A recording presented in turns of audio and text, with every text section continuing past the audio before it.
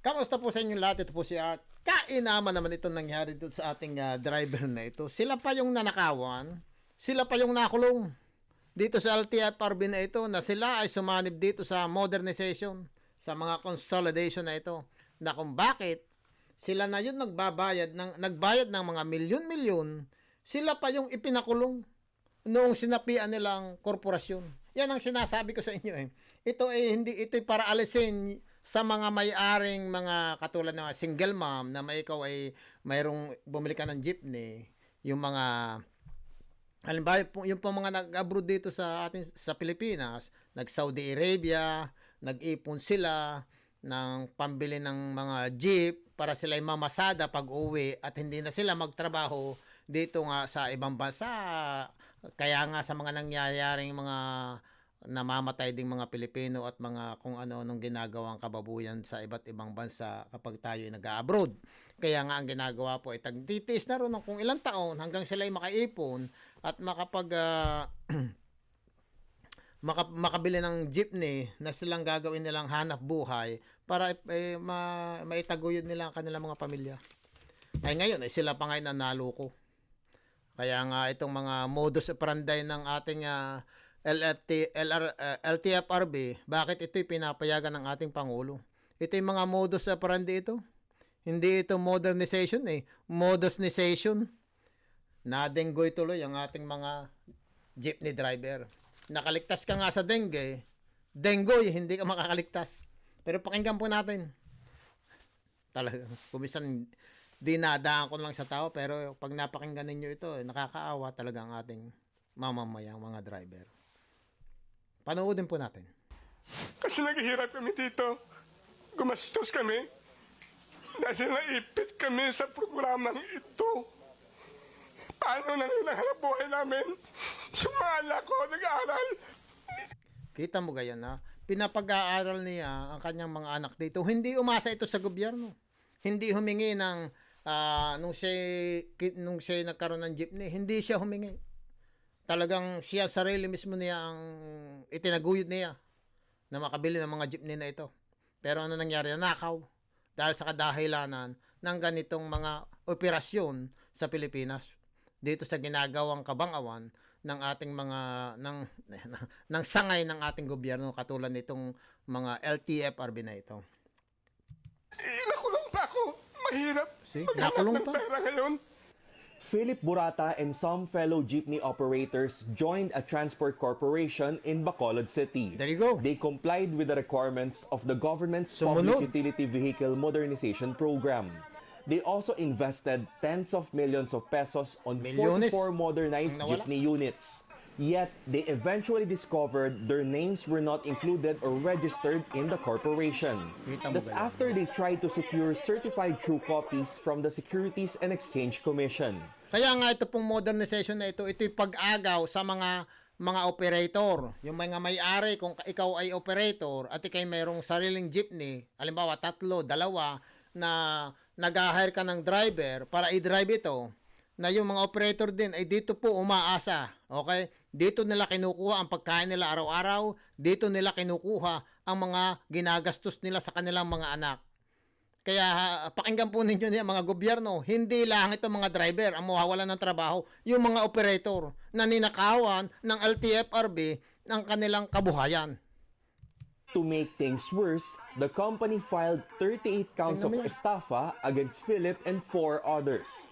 That's because the 38 units are still under their custody. Ang hirap nito, ito ba ipagtatanggol ng mga LTFRB na ito? Hindi na ito. Itinatago nga ito eh. Kaya nga ito, nagtaong ito, sumulat sa LTFRB, hindi pinakinggan. Kaya ituloy natin. Arrests are already At ang nangyari nga, dito niya idinaan, nakiharap din siya, nagpunta siya sa Kongreso para madinig ang nangyari sa kanyang buhay. corporation. Philip says he has no other choice but to air his grievances to House lawmakers. Itong programa na ito, hindi na nabigyan ng kakulang pag-study. Hindi nga naman ito na pag-aralan na mabuti eh. Dahil ang nakikita, tuloy pa natin. Walang proteksyon sa amin. This is just one problem lawmakers are seeing on the implementation of the program. The Land Transportation Franchising and Regulatory Board says it isn't aware of Philip's case. LTFRB Chief Teofilo Guadi says he Isn't aware. Hindi talaga aware. Ang aware nila kung ang dapat magawa nila ito, mapagbilisan nila ito mabuti para maka-order agad po ng maraming PU, mga van na yaring China. Talagang itong ang gaanohan nito, o-order ng maraming sa China dahil yung bulsa nila, lahat ng ma-order nila mayroong pera na ibibigay sa mga ito, reward dito sa mga kay Guades na ito, sa lahat ng mga nasa loob ng LTFRB na ito. Ito mga unggoy na ito, katulad nga, tingnan mo kasi Guades ha, pag tinatanong, mayroon ba silang ipinakikitang papel? Wala. Nanguhula lang, nagtitinginan nga. Hindi nila maintindihan kung ano talaga, kung paano ipaliliwanag ito. Katulad, ito si Guades naman, para naman itong gunggong na ito, kung bakit naman binigyan ng ganitong pwesto. Biro mo, ang daming mamamayan na mawawalan ng trabaho, ituloy pa natin. to personally investigate and ask local officials to explain Dapat talagang hindi ang imbestigahan dito talagang imbestigahan ito kahit na ito pong ating mga senado dapat ay tawagan din ito ng pansin nila para maimbestigahan din po nila itong mga ginagawa ng LTFRB na ito talaga ay pagnanakaw, harap-harapang pagnanakaw sa mga mamamayan. But this wasn't enough to spare him from the grilling of Transport Committee Sana lawmakers. Kayo na nag-implement tong programang ito, ay wala kayong naririnig na gano'n na nangyayari. I see? Wala, patay Malaysia po yung mga yan. Dahil ang binabantayan niya po nila ay yung pera na darating na galing China. Gusto talaga ninyong matuloy ang gera diyan sa West Philippine Sea. Dahil sa gagawin nating pagbili ng mga ganitong uri na sasakyan sa China, which is the number one polluted country in the world, na siyang bibilhan natin ito, na tayo ay gusto nating, we are believing freaking green energy, and that is another different discussion. Yan ay another ibig ko lang sabihin, bakit tutulungan natin ang China na sila ay magkaroon pa ng mga financial na magagamit nila sa pakipaglaban natin dyan sa West Philippine Sea? Ay di parang tayo na rin ng nagbibigay ng pera sa China para labanan tayo sa West Philippine Sea. I don't know how good it's not gonna be sa mga aalay natin kung ano kaya ang masasabi nila pag ginawa natin yung mabuti. Kaya pag-aralan mabuti, itong ating presidente dapat naman ipakinggan itong mahihirap. Sila ang bumoto sa EU. Please, help these people. Your eyes and ears are not on the ground insofar as this program is concerned. Many issues arose from the questioning of Solons in the hearing that lasted for 8 hours. They were not satisfied with the LTFRB's explanation. Ayan ang gusto nilang pabili sa EU. Na 2.6 million. About the program's impact on modern jeepney fares. Officials say there would be no fare hike. Paano mo tatawagan itong jeepney? Hindi naman talaga ito jeepney, it is bus. And the current 15 peso fare would be enough to cover all costs. If there will be a fare hike, they say it will be based on movements in the global oil market. With respect to LTFRB, hindi po acceptable yung inyong answer, yung response ninyo. That's good. Kasi kapag umutang po tayo, number one, kailangan natin bayaran yan. Magkano interest, gaano katagal. The Ayan, walang lawmakers computation also diyan. were not happy with LTFRB's explanation about the future of unconsolidated operators come February. Wala silang may Guadis pakitang papel. confirmed over 38,000 units would no longer be allowed to operate starting next month. They would also be asked to explain why they did not choose to consolidate last year. After January 31, we will be we will be initiating proceedings Tingnan mo from kayo itong gunggong na ito. Yun lagi, after February 31, we will be canceling. This guy is so freaking stupid that many Filipino, mawawalan po sila ng trabaho. Yung nga sinasabi ko sa inyo, maraming pamilya na may pag-aari nito na mawawalan. Saan kukuha nyo ba ngayon? Dito sa anak ng wedding na modernization, hindi ito modernization, it's another modernization na ang mga tao ay ma-end up again na kakain na lang ng pagpag. Anak na waiting, hindi pa nga natin natutulungan yung mga taong diyan sa Pilipinas. Yung mga mahihirap. Gagawa pa tayo ng ganitong, don't make any sense na aalsin mo naalsan ng trabaho yung mga taong hindi naman humihingi ng tulong sa gobyerno. I-show cause order muna for them to answer kung bakit po kailangan nilang makancel yung kailangan silang tumuloy sa kanilang prangkisa. You should look after the welfare of the driver. There you go. What you're telling me is you're not looking after the welfare of the driver. Committee Chair Romeo Acop says they're inclined to recommend to President Marcos to move the January 31 deadline. Kaya naman dapat talaga po mapakinig ito ng ating presidente.